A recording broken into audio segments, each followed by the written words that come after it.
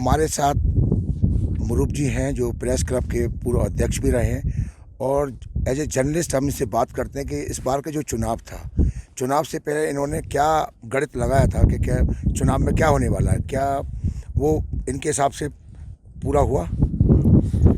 Thank you sir, मुझे बोलने का मौका देने के लिए। तो जैसे शायद आप मैं जो इलेक्शन की चुनाव के परिणाम के बारे में बता रहा होगा, तो हमने काफ़ी इसको के ऊपर स्टडी किया। मैं और हमारा टीम मिलके काफ़ी स्टडी किए कि किसको कितना सीट मिलेगा। लेकिन अंत में जो हमारा प्रेडिक्शन है वो सही निकला। हमने आप जो नया पार्टी है शुरुआत में अच्छा किया, लेकिन इलेक्शन होने के बाद हमें ये महसूस हुआ कि इनको तो इस बार कोई खाता खोलने का भी मौका नहीं मिलेगा, और वो सही हुआ। और बीजेपी को हम 14-15 के बीच में दिया था और 15 सीट मिले, और इंडिपेंडेंट को 2 सीट दिया, 1 या 2 दिया था, 2 मिला। और उसी तरह कांग्रेस को 9 और 10 सीट हमने दिया था प्रेडिक्शन में अपने, वो भी सही निकला। और इसका मतलब है हमारा जो स्टडी है, ऑब्जर्वेशन है, वो अच्छा रहा। और आपको मैं ये भी बताता हूँ, जो पास इलेक्शन काउंसिल में भी जो हमने थोड़ा प्रेडिक्शन दिया वो भी सही निकला। तो हम इस लोकल के जो चुनाव का हम अच्छी तरह समझ पाए कि कैसे वोट किस तरफ डाल रहा है, ये सब हमें पता चला जी। इस बार जो चुनाव के मुद्दे, एक तो था विकास का मुद्दा, जी जी, मोदी और विकास। जी जी, दूसरा मुद्दा था 6 शेड्यूल। जी जी। तो कौन सा मुद्दा इसमें आपके देखने में कौन सा हावी रहा इसमें चुनाव में? हाँ, मेरे ख्याल से सबको पता है इस बार 6 शेड्यूल का मुद्दा बहुत अहम रहा है। और जो एपेक्स बॉडी फॉर्म हुआ उससे पहले 6 शेड्यूल का बाद स्टूडेंट ने छेड़ा, लेकिन उसके बाद एपेक्स बॉडी जो फॉर्म हुआ उसके बाद और उनको मोमेंटम मिला। तो उससे पहले चुनाव का मेरे ऑब्जर्वेशन में ये था कि वन साइडेड चुनाव होना था। मेरे ख्याल से बीजेपी के पक्ष में पूरा जाना था। और जैसे अपेक्स बॉडी है, इससे कांग्रेस को बहुत फ़ायदा हुआ। अब सबको मालूम है अपेक्स बॉडी को मुद्दा के लेके फिर चुनाव उसी मुद्दे पे लोगों ने लड़ा। और टर्निंग पॉइंट। जी जी जी। और सेकेंडली जो यूनियन में बीजेपी का गवर्नमेंट है, और पास में भी ट्रेंड मेरे ख्याल से यही रहा कि सेंटर में बीजेपी, पहले तो स्टेट हुआ था, स्टेट में जो सरकार चाहते थे उसी के फेवर में जाते थे। तो ये हमारा ऑब्जर्वेशन था कि सेंटर में भी बीजेपी है तो शायद बीजेपी गवर्नमेंट फॉर्म करने में सक्षम होंगे, और ये वो हुआ भी।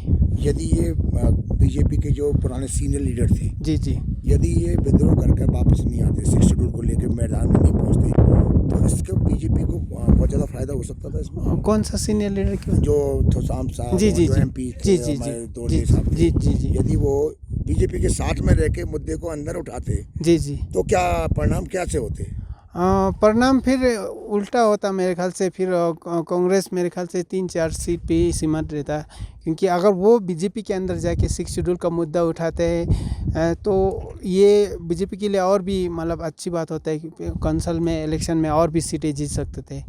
इस बार जो जनता ने जो वोट दिया है, वो ऐसा लगता है विकास भी एक मुद्दा रहा हो। जी जी जी, क्योंकि लोगों को लगा कि 370 हटना, जी केंद्र शासित प्रदेश घोषित होना, जी, उसका फायदा बीजेपी को हुआ।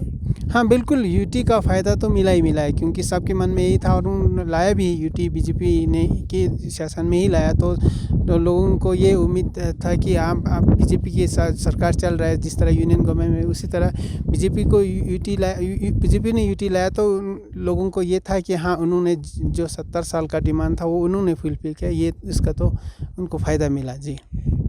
यदि चुनाव में अब विपक्ष पार्टी है कांग्रेस, जी बड़ी पार्टी के रूप में जी भी है, ठीक है, पूरे नहीं बना पाए, तो अब जो विकास की जो गाड़ी है हमारी लद्दाख में, अब तो विकास की जरूरत है ना। चुनाव हो गए, झगड़े आपस में जो मनमुटाव थे चुनाव में होता है, वो तो अपनी बात है, सबको अधिकार है। तो अब विपक्ष की क्या भूमिका होनी चाहिए लद्दाख? मेरे ख्याल से इस बार जो विपक्ष है वो काफ़ी स्ट्रॉन्ग है, पहले की तरह नहीं है। जो विपक्ष बहुत काफ़ी कमज़ोर थे। इस बार जो रूलिंग गवर्नमेंट में भी अच्छा नया लीडर्स आया, पढ़े लिखे जो है, काफ़ी एजुकेटेड वगैरह आए, और विपक्ष में भी काफ़ी सारा एजुकेटेड लड़के आए। तो उससे मुझे लगता है कि लद्दाख में और तरक्की होगा, क्योंकि विपक्ष का वो काम जिस तरह से पास में नहीं निभा पाया जो अपोजिशन कांग्रेस पार्टी की तरफ से, उतना नहीं इनएक्टिव रहा मेरे ख्याल से 5 साल।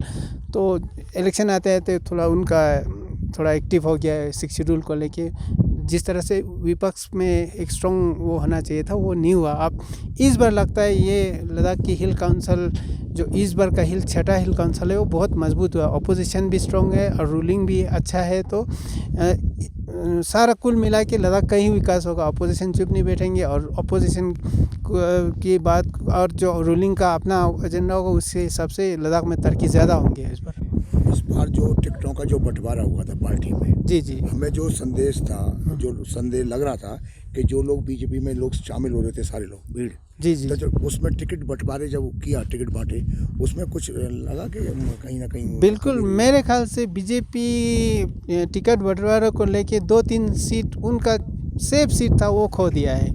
अब आन में देखने को मिल रहा है कि एक इंडिपेंडेंट कैंडिडेट उनमें वापस आया, नहीं तो छिशुल कंस्टिट्यूंसी, अपर ले और जो न्योमा कंस्टिट्यूंसी उनके लिए एकदम जीता हुआ सीट था। जो अगर टिकट बंटवारे को लेके थोड़ा वो मतलब सारे से सलाह मशवरा करके, लेकिन उन्होंने बताया कि सलाह मशवरा किया लेकिन पता नहीं कहाँ चूक हो गया। इससे बीजेपी को 2-3 सीट का नुकसान ये हुआ मेरे को लगता है।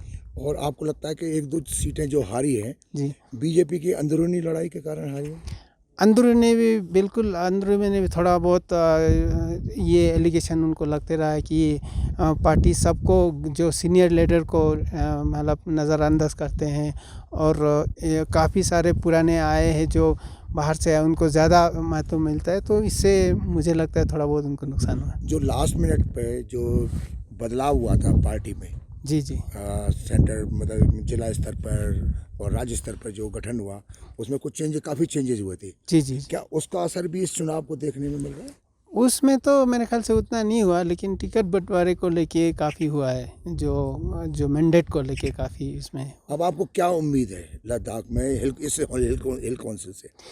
हिल काउंसिल से एज अ लद्दाखी मैं ये मानता हूँ कि अभी तो सबसे लद्दाखी लोगों का, आम लद्दाखी लोगों का कंसर्न है कि सेफ गार्ड को लेके। तो सेफ गार्ड 6 शेड्यूल लोग बोलते हैं, जो एपेक्स बॉडी है हमारे, जो लद्दाख के सारे एपेक्स बॉडी रिप्रेजेंट, तो जॉब और जो एम्प्लॉयमेंट अपॉर्चुनिटी और ये सारे को लेके थोड़ा सेफ गार्ड होना चाहिए जो 6 शेड्यूल मांगते हैं। तो इससे मतलब अगर सेफ गार्ड नहीं होगा तो लद्दाख की पॉपुलेशन क्या है, यहाँ लेह में 1.5 लाख है, करगिल में कुल मिला के 3 लाख होगा। तो ये भारत के और के जो जगह जैसा नहीं, ये यूनिक है। तो इसमें अपना कल्चर और आइडेंटिटी को सेव करने के लिए सेफ गार्ड मिलना चाहिए कॉन्स्टिट्यूशन। ये सीईसी जो नए चुने तासीर दर्शन जो है, जी ये युवा हैं जी और थोड़ा एनर्जेटिक भी है, बिल्कुल पढ़े लिखे भी हैं, इनसे आप क्या उम्मीद करते हैं?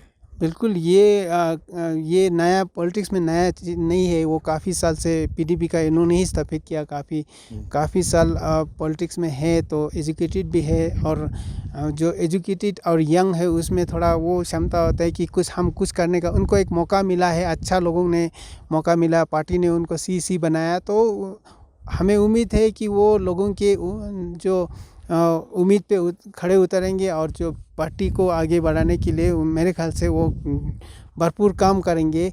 और एक नया मोड़ आया है जिसमें एक यंग सीसी पास में भी थोड़ा देखने को मिला, तो उससे लद्दाख की जो डेवलपमेंट को और एक दिशा मिलेगा मुझे लगता है। कांग्रेस को क्या भूमिका इसमें निभानी चाहिए अब इस हिल काउंसिल में? अब कांग्रेस जो एज अ अपोजिशन, उनको बस अपोजिशन जिस तरह पास में इनएक्टिव रहा वैसा नहीं रहना चाहिए, मेरा ये मानना है। एक अपोजिशन का स्ट्रॉन्ग रोल प्ले करना चाहिए, नहीं तो फिर वन साइडेड हो जाता है। फिर इसमें लद्दाख के हिल में यदि कोई योजना आती है, कोई परियोजना आती है, उसमें समर्थन करना चाहिए। बिल्कुल लद्दाख के हित में जो भी आएगा तो वो समर्थन करना चाहिए और मेरे ख्याल से करेगा भी, क्यों नहीं करेगा। जो लद्दाख की लोगों के जो नुमाइंदा है वो करेगा, क्यों नहीं करेगा। Thank you. फोकस न्यूज़ से बात करने के लिए आपका बहुत बहुत धन्यवाद। चलिए, थैंक यू।